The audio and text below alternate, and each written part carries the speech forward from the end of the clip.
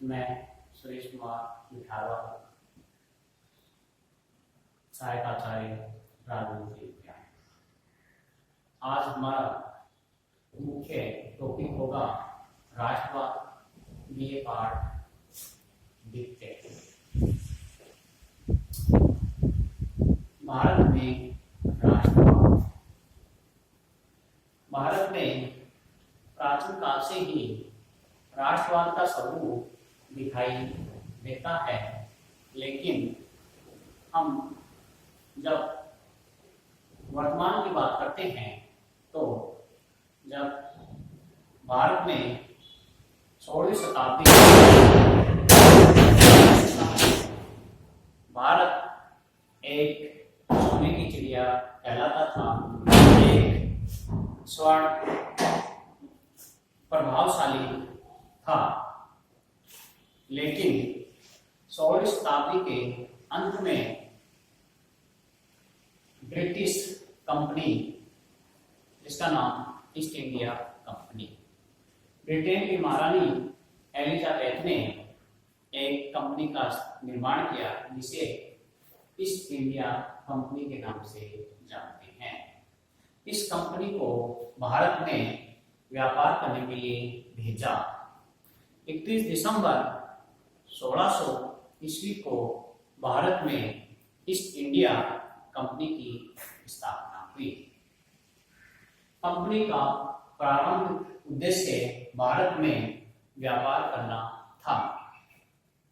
East India company के साथ ही भारत में डच, फ्रेंच, पुर्तगाली भी व्यापार करने के लिए आए, लेकिन प्रतिस्पर्धा में अंग्रेजी कंपनी विजयी रही और जब अंग्रेजों के और भारतीय शासकों के बीच एक 1864 में एक युद्ध हुआ, जिसे बक्सर के युद्ध से नाम से जाना जाता है। बक्सर के युद्ध के बाद ईस्ट इंडिया कंपनी ने भारत में व्यापार के साथ साथ शासन करना भी शुरू कर दिया और भारत में अपना एकाधिकार स्थापित कर दिया। जब ईस्ट इंडिया कंपनी का भारत में एकाधिकार स्थापित हो गया तो ईस्ट इंडिया कंपनी ने भारत का शोषण करना शुरू कर दिया।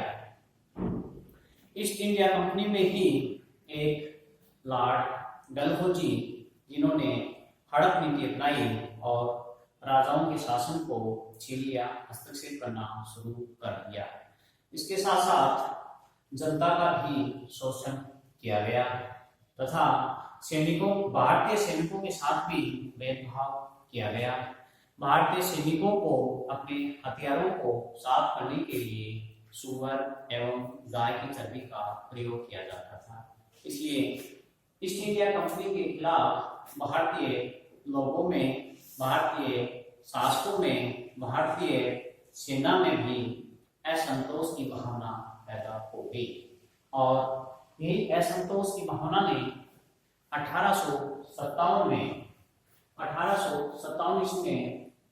एक अंग्रेजों के खिलाफ एक संग्राम शुरू हुआ, जिसे 1857 ईस्वी का स्वतंत्रता संग्राम कहते हैं। हालांकि 1857 का स्वतंत्रता संग्राम सफल नहीं हुआ, लेकिन इस संग्राम के बाद इस संग्राम ने भारतीय लोगों में अपने राष्ट्र के प्रति, अपने अधिकारों के प्रति जागृति पैदा की और इस संग्राम के बाद ब्रिटिश सरकार ने ईस्ट इंडिया कंपनी के शासन को समाप्त कर दिया और भारत में ब्रिटिश शासक की स्थापना की।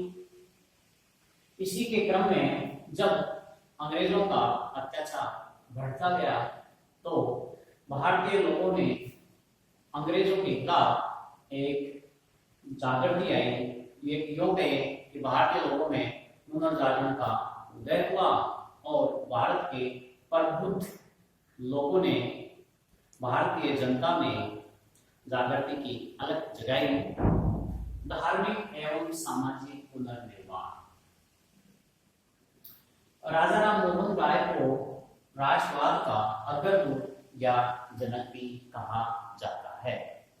राजा राम मोहन राय ही वे व्यक्ति थे जिन्होंने सबसे पहले भारतीय लोगों में राष्ट्रवाद की भावना जागृत की और एक संस्था स्थापित की, ब्रह्म समाज।